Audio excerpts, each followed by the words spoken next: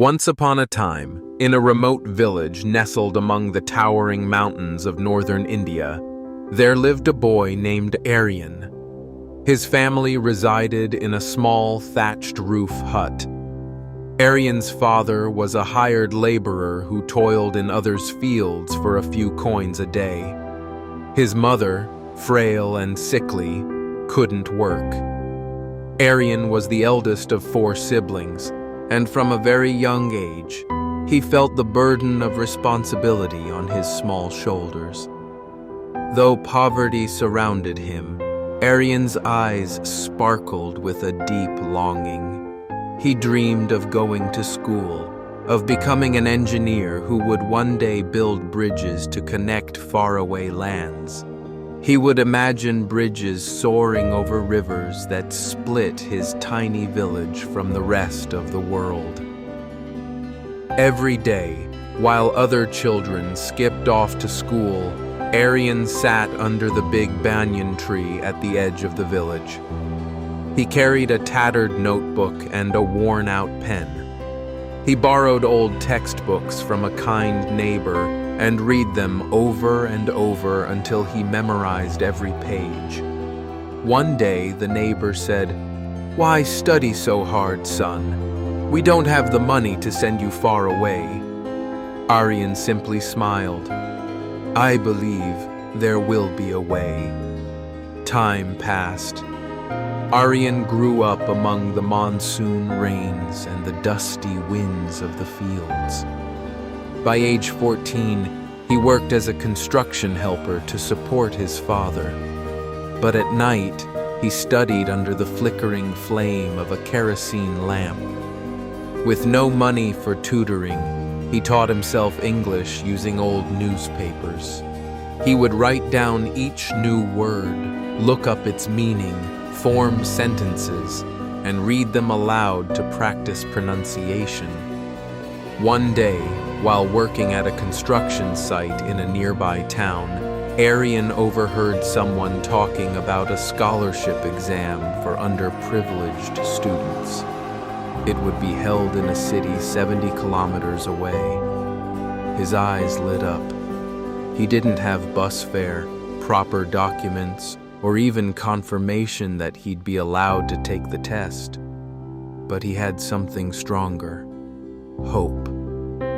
That morning, Aryan woke at 3 a.m., packed a small cloth bag with a few books and 2 roasted sweet potatoes his mother had prepared, and walked to the highway to hitch a ride on a passing truck. He arrived just in time, his cold fingers struggling to write his name on the application form.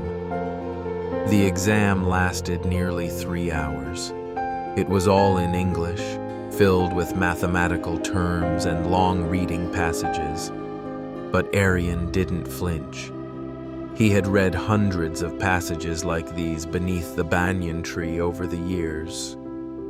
He wrote down everything he knew, carefully organized his answers, and when he submitted his paper, his heart pounded like a drum. 1 month later, a letter arrived at the village post office. The bold words read, "Congratulations! Aryan Sharma has been awarded a full scholarship to the National Institute of Technology." He couldn't believe his eyes. The whole village erupted in celebration.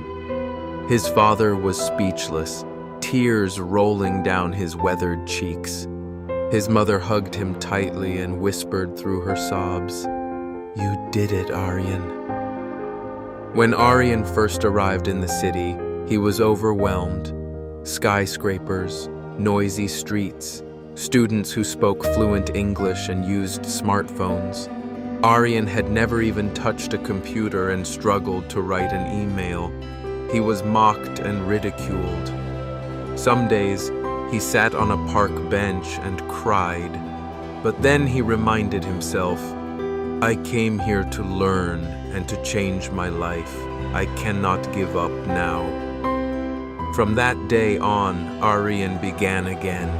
He worked evenings as a waiter in a small eatery to help his mother pay for medicine. He attended classes by day and studied at night using free online videos.